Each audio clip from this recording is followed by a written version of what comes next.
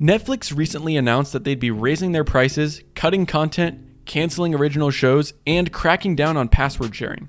What's more is that they actually lost subscribers this past quarter for the first time in the company's history. So yeah, Netflix is in trouble. And this brings up an important question.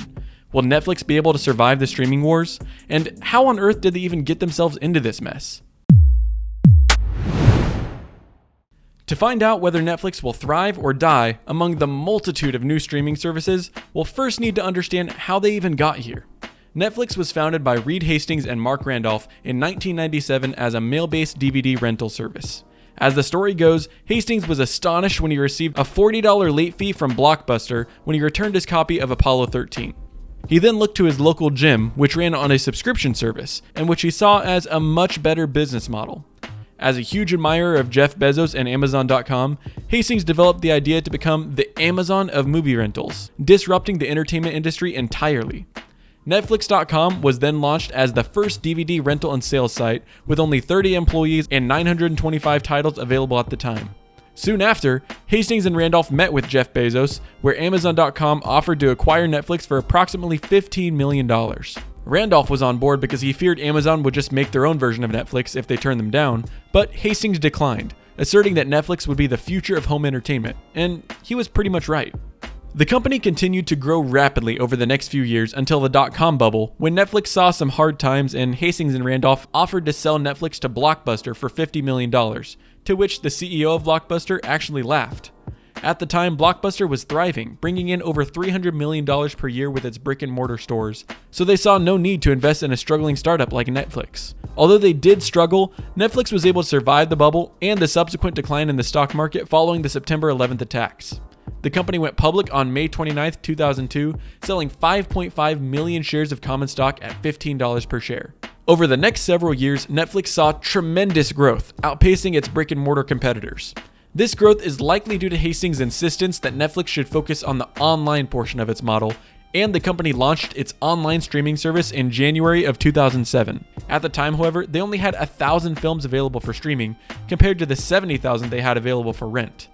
By the year 2010, Netflix was a powerhouse for streaming and a dominant player in the entertainment industry. It was this same year when Blockbuster declared bankruptcy, and when Netflix acquired the rights to the television series Breaking Bad. Many people attribute Blockbuster's demise to Netflix's sudden surge in popularity because of their streaming rights to shows like Breaking Bad, but really, they fell apart because of a huge amount of debt they had incurred and poor management practices. Throughout the 2010s, Netflix started to expand its operations into other countries, and they started to gain the rights to programming from large companies such as Warner Bros., the Walt Disney Company, Nickelodeon, TNT, and AMC. When these contracts were signed, Netflix realized the need to develop their own original library before these companies got wise and started making their own streaming services. They started releasing original shows such as House of Cards, Orange is the New Black, BoJack Horseman, several joint productions with Marvel Studios, Arrested Development, Narcos, The Crown, and Stranger Things. Stranger Things could not have come at a better time because other streaming services were starting to gain traction and becoming real competitors in the streaming wars. These companies such as Amazon Prime Video, Hulu, HBO, Apple TV Plus, and Disney Plus already had deep libraries and stronger intellectual properties which they could capitalize on, so as soon as their contracts expired with Netflix, they could be the sole streaming platform for their own content. The success of shows like Stranger Things and House of Cards were one of the main reasons why Netflix was able to continue its growth through the mid to late 2010s. By 2020, though, the company was at a point where they seemed to be greenlighting almost any shows, resulting in a large amount of low-quality content being released, most of which went unwatched. It was at this point when the nightmare truly began. For the first time in the company's history, Netflix lost subscribers in the first quarter of 2022. They lost over 200,000 subscribers, and it's expected that they'll lose another 2 million over the next quarter. So why did this happen? Where did they go wrong? Over the last several months, Netflix has released a slew of negative announcements, including the fact that they'd be raising their prices while also canceling shows in development and cutting out popular content as their contracts expire with other companies. There have also been rumors that the company's CEO, Reed Hastings, is considering adding advertisements to the platform when ads have been nowhere to be found since the company's beginning. Lastly, Netflix has announced that they'll be cracking down on password sharing, which up to this point has been more of a feature of the platform rather than a loophole, with Netflix even tweeting in 2017, "Love is sharing a password." All of these events have led to a dramatic decrease in subscribers, layoffs of almost 500 Netflix employees, and a sharp fall in the company's stock price. The price per share went from $690 in October of 2021 to just $175 in June of 2022, an almost 75% decrease in the stock price in a matter of months. If Netflix hopes to survive this downturn, I believe that they need to do 3 things. Focus on making quality content only, greenlight highly marketable and merchandisable shows, and change their release schedule. Let's start with the first item though. Netflix needs to focus on making quality content alone, not wasting time and resources on all the small, low-quality shows that have been greenlit over the past few years. The cost of making these shows has gone up drastically, meaning the shows they decide to make have to be hits. In the past, Netflix hasn't done a very good job of marketing their shows simply because of a lack in the marketing budget and because they've had too many shows and not enough space to market them properly on their platform. If they focus on making a smaller number of shows, it'll be easier to showcase each of them, ensuring no content is lost in the current nightmare that is Netflix. Next, they need to try to find new ideas for programming that are more easily merchandisable. If you look at Netflix's most popular shows, you won't find much merchandise available online. Shows like Ozark, The Crown, and Bridgerton aren't very merchandisable, and there are very few people who would be willing to buy merchandise for the shows even if it were readily available for purchase. If you look at other streaming services' top shows though, you'll see highly merchandisable shows such as WandaVision and The Mandalorian. Sales for Baby Yoda merchandise alone have probably been higher than the sales for all of Netflix's top shows put together.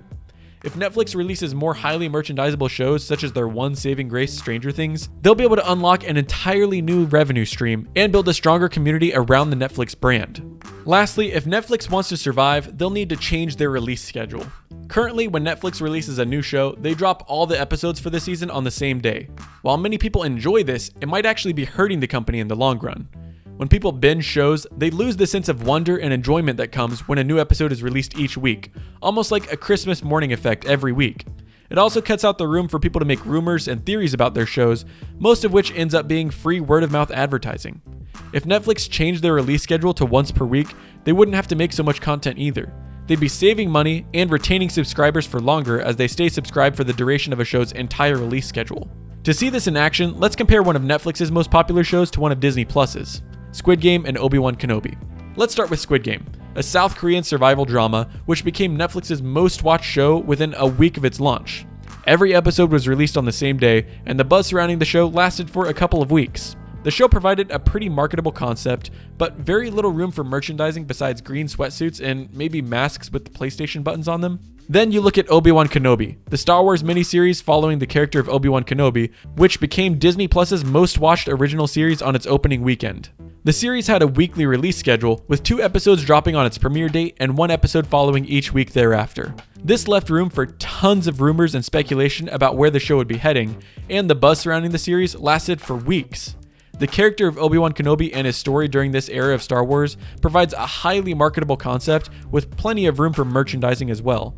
T-shirts, lightsabers, and tons of other items have been sold in a frenzy over the past several weeks, far surpassing any merchandise released for Squid Game. If Netflix were able to take some of its most popular TV concepts and position them in a way that makes them more marketable and merchandisable while also spreading out their release schedule, I believe they'd see fantastic results. Only by doing so will they be able to survive the streaming wars and return their share prices back to their former status. Also, quit whining about password sharing. If someone's paying $15 or $20 a month, they should be able to let their roommates log in too. Anyways, if Netflix hopes to survive this nightmare, they'll have to make some pretty big changes. But let me know what you think. Should Netflix start to stretch its release schedules? Drop your thoughts below. Also, check out the video on your screen for some different content. Don't forget to like and subscribe, and thanks for watching Rocket Riley.